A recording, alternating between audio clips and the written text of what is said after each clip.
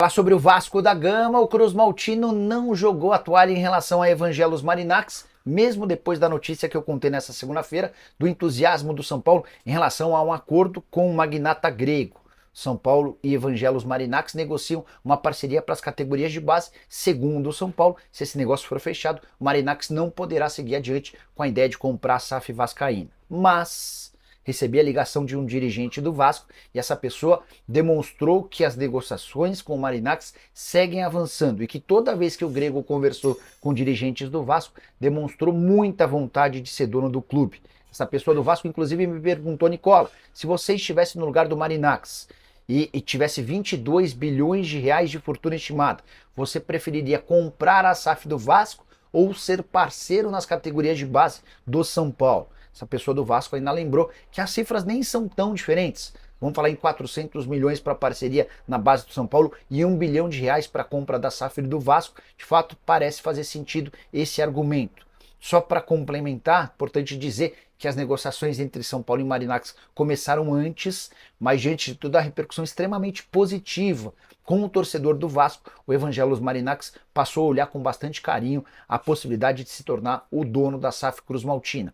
Algo que acontece de maneira diferente, percebi que a recepção de torcedores do São Paulo, não contra o Marinax, mas diante da ideia de um parceiro na base, não foi algo que agradou. Só para completar o noticiário do Vasco, Renato Gaúcho se encontrou com dirigentes cruzmaltinos na noite dessa segunda-feira. O debate se deu apenas em relação ao planejamento. A reunião foi avaliada como positiva nessa terça-feira, um novo encontro para que as partes possam discutir sobre a grana, salário e tudo mais. A ideia do Vasco é fechar com o Renato nas próximas horas. Bom, vamos falar aqui sobre reunião entre Vasco e Renato Gaúcho.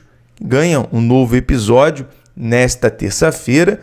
Estamos de olho, apurando toda a decisão desta reunião. Um acerto muito próximo, até porque a reunião desta última segunda-feira foi considerado positivo entre as partes. O presidente Pedrinho, o senhor Carlos Amodeu, o diretor executivo Marcelo Santana e o diretor técnico Felipe Loureiro. Então hoje, basicamente, vai ser decidido a parte financeira, os últimos detalhes. Foi uma reunião produtiva para o planejamento 2025. Renato Gaúcho que quer 2 anos de contrato, a definir 2025 e 2026, para ter um trabalho ali longevo, um trabalho considerado estrutural para a próxima temporada. Renato Gaúcho que, de certa forma, divide a opinião do torcedor.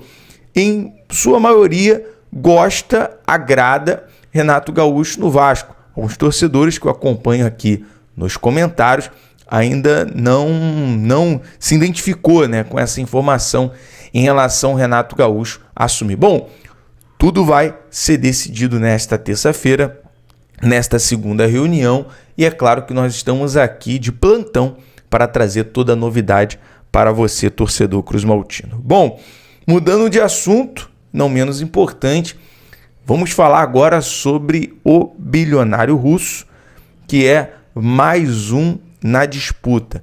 E não é o fato de a gente estar falando da notícia aqui do bilionário russo que ele vai fechar amanhã, que ele está muito próximo, o acerto está ok. Não, galera, a gente está trazendo aqui informações e eu vou debater aqui com vocês também um alerta, um sinal de alerta em relação a esse investidor.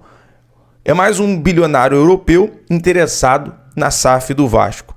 Dono do Mônaco, o empresário russo Dmitry Rybolovlev, de 58 anos, é um dos 3 potenciais compradores com NDA, o acordo de confidencialidade, e outros 2, que é o grego e o italiano Andrea Radrizzani. Então, todos aí empresários europeus, tanto o Dmitry Rybolovlev, o Marinax, o Evangelos Marinax e o Andrea Radrizzani são os 3 investidores interessados na compra do Vasco.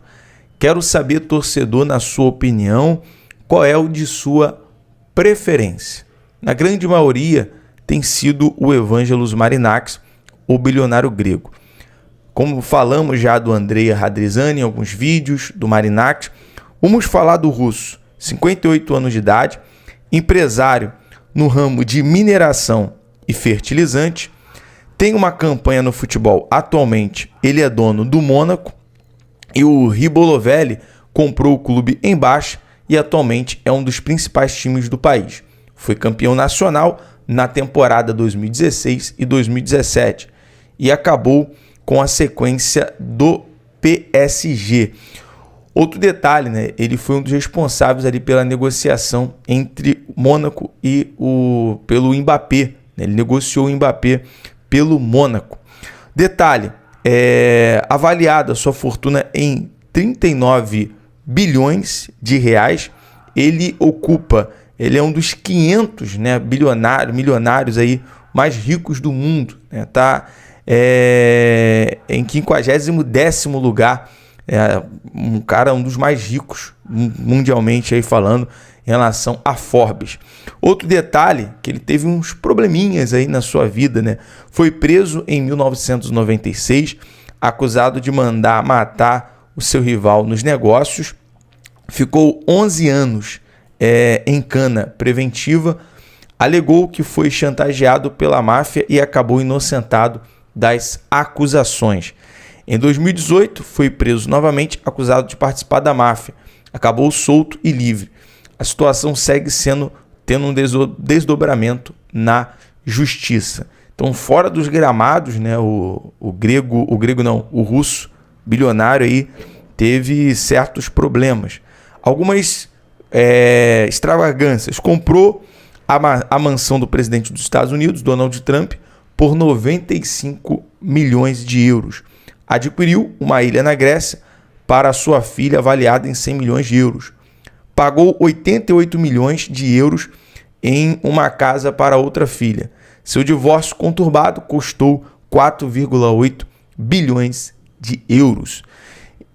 Aí, tirando essa parte da vida dele, pessoal, e também do futebol, através do Mônaco, qual é o sinal de alerta? O sinal que tem Dmitry Ribolovelli faz parte de um pequeno grupo de bilionários russos e, nesse momento, não foi incluído na lista de sanções feita pelos Estados Unidos e a União Europeia. Ou seja, há um impeditivo para negociar com a equipe. Então, tem que entrar num consenso, equipe, Vasco e possivelmente esse bilionário russo, se for fechar um negócio futuramente. Então fica aí esse sinal de alerta. Bom, para a gente fechar aqui, galera, essa questão sobre mercado da bola, Atlético Mineiro fez sondagem pelo Coelho, do Atlético Paranaense. Vasco e Grêmio também têm interesse na contratação do jogador argentino, informação que veio do portal da Itatiaia. E para a gente concluir aqui nosso giro de notícia definido, o prefeito Eduardo Paes sanciona a lei e define 21 de abril como dia do estádio Vasco da Gama São Januário. Então é isso aí, rapaziada. Ficamos com todas as informações, as notícias aí do Vasco da Gama.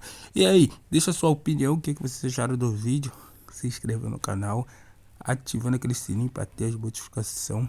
E um grande abraço para todos. Até o próximo vídeo.